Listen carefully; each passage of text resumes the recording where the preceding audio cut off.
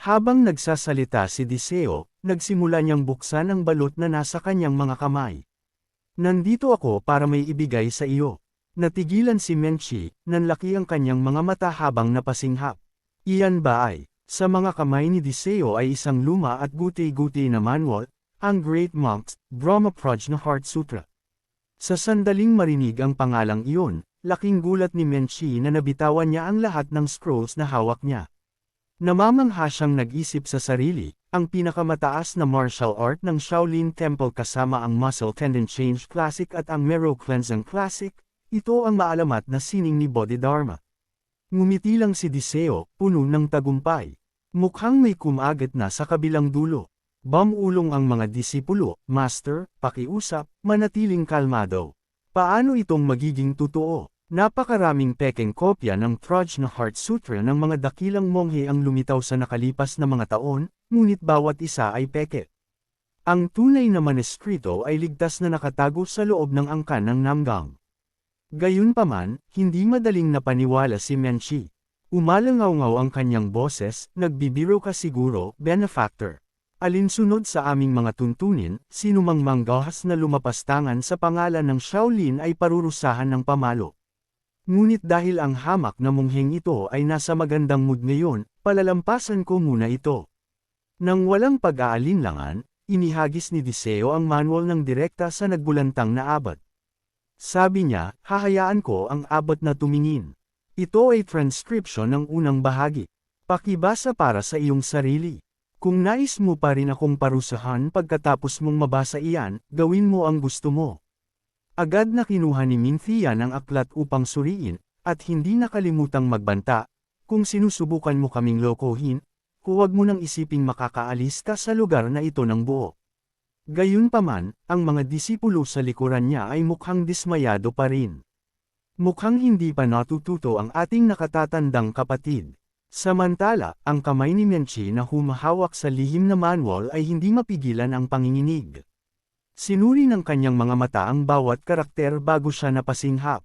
Ito ay totoo. Nang marinig ito, napasigaw ang dalawang disipulo, ano? Si Diseo ay nagsalita na ngayon ng may kalmado at kampanteng pananalita. Naniniwala akong maaari na tayong mag-usap. Itinuro niya ang manual at may kumpiyansang nag-alok, 500,000 yang ng pilak. Interesado ba kayong bumili? Nagtanong si Minthia ng may hinala, sino ba talaga kayo? Sa sandaling iyon, tinanggal ni Namgang Dion ang kanyang talukbong at bumati. Abot, isang kagalakan na makita kang mabuti. Agad siyang nakilala ni Menchi, at nagulat na napasigaw, ikaw ay, syempre. Bumababa ang kanyang boses, at sumilay ang pag-unawa sa kanyang mukha. Kaya pala, tungkol pala rito ang lahat ng ito. Bahagi ito ng dakilang plano ng Vice Strategist. Tumawa lang si Namgang, ang kanyang ekspresyon ay biglang naging isang baliw na ngisi. Ito ay unang hakbang pa lamang sa aking pananakop sa mundo, at magsisimula ako sa Shaolin. Nang makita ang kakaibang pagsabog ng kanyang nasasakupan, agad siyang pinalo ni Diseo sa likod ng ulo. Ano ba ang pinagsasabi ng baliw na ito? Namutla ang mukha ni Menchi habang naghihinuha, ang basta-basta na lang sakta ng Vice Strategist, tiyak na mas mataas pa ang kanyang posisyon sa loob ng angkan ng Namgang. Sa wakas ay tinanggal na rin ni Diseo ang sarili niyang talukbong, na bumubulong sa sarili, mukhang hindi mabibili ang Shaolin ng pilak lang. Kung gayon, mayroon akong isa pang panukala.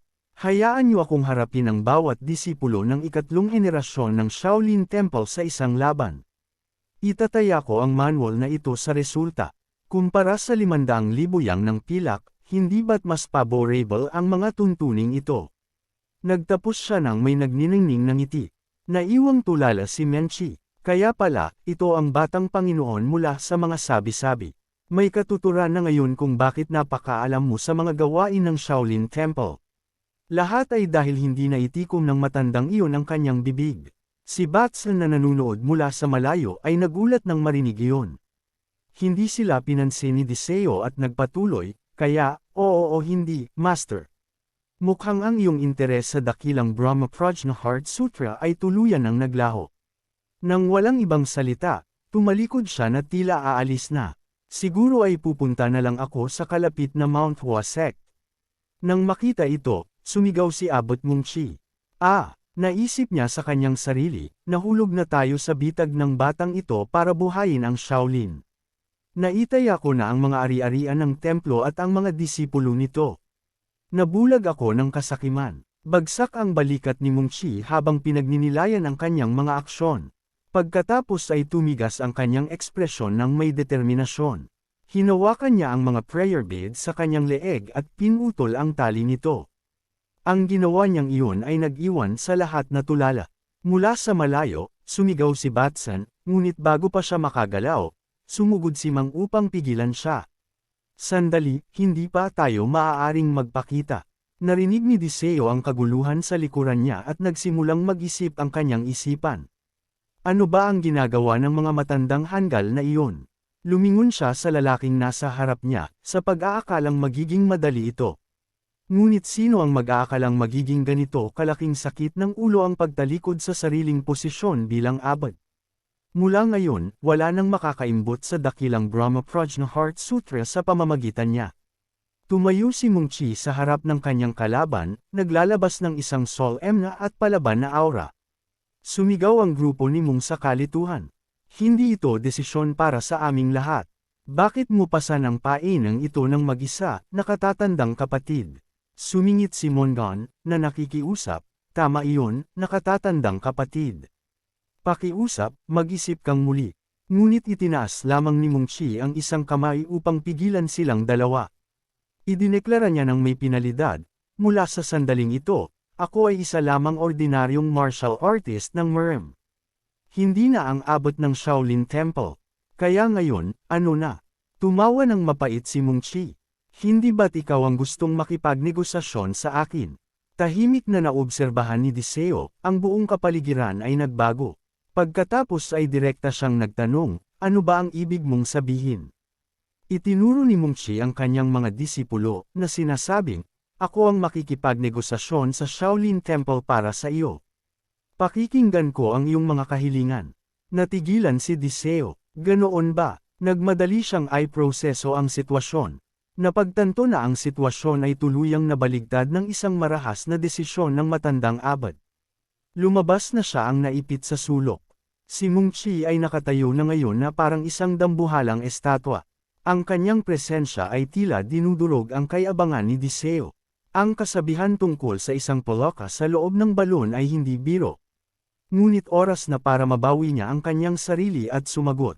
Sige, tinatanggap ko. Sa isang nagniningning ng ngiti, binuksan ni Menchi ang mga pinto, tinatanggap sila sa Shaolin. Sumulyap si Diseo sa kanyang kaliwa, bumubulong, puro salita, walang gawa. Pagkatapos ay sumulyap siya sa kanyang kanan at nakita si Baton at Menchi na magkasakaman na. Sigaw ng matandang si Baton, tingnan mo ang taong ito. Siya ang iyong master. Si Menchi, na ayaw magpatalo, ay sumagot. Bakit mo iniwan ang Shaolin, ha? Isang kalapit na monghe ang nakatayo, walang magawa, at walang ideya kung paano sila pipigilan. Paano ba ako nakasali sa gulong ito? Mahigpit niyang hinawakan ang kanyang mga prayer beads, na tinatanong ang sarili, siguro dapat itapon ko na rin ang mga ito. Doon na napansin ni Diseo ang abad. Tumawa siya ng bahagya at pumalakpak upang makuha ang atensyon ng lahat. Sige na, magpalamig muna tayo ng ulo saglit. Hayaan ninyong ailatag ko ito ng malinaw. Binigyan ako ng permiso ng dating abot na makipag-sparring sa mga disipulo ng ikatlong henerasyon, pero gusto rin niyang makipagsuntukan sa matandang kalbong ito. Tama ba ako? Masayang sumang-ayon si Menchie, tama. Isang magandang suntok lang at sa wakas ay makakakuha na ako ng kasiyahan. Nagpatuloy si Diseo, ngunit ang matandang kalbo rito ay ayaw masaktan. Tumango si Baton bilang pagsang-ayon.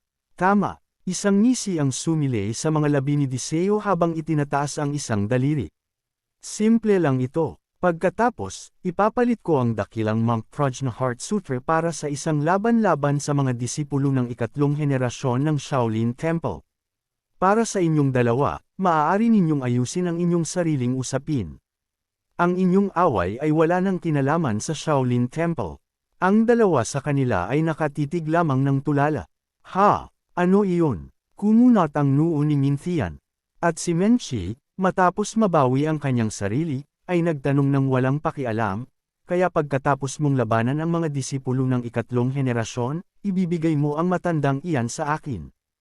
Kahit isang araw lang ang hinihiling ko. Sagot ni Diseo ng may ngisi, nakuha mo.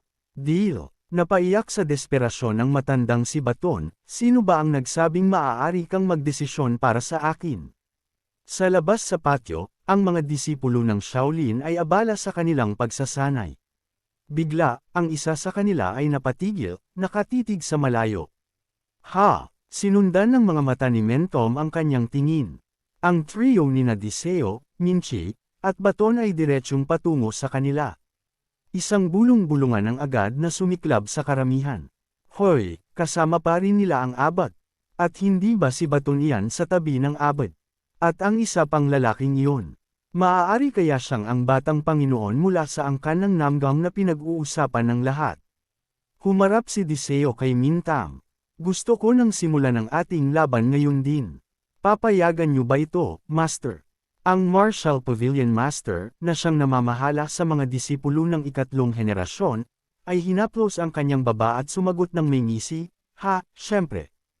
Ang pagkakataong masubak ang aming kakayahan laban sa isang miyembro ng dakilang pamilya ng Namgang ay isang pambihirang karangalan. Umaasa akong mabibigyan mo ng kaalaman ang aking mga disipulo. Inilapat ni Diseo ang kanyang kamao sa kanyang palad. Kaya, ibig sabihin ba nito ay kahit ano ay pwede, tama? Tumango ang Martial Pavilion Master. Tama, kahit anong mangyari, walang sino man ang makikialam. Tumayo siya sa harap ng isang disipulo ng Shaolin na mas matangkad sa kanya ng isang buong ulo at nagtanong, kaya, magaling ba ang iyong master sa pakikipaglaban?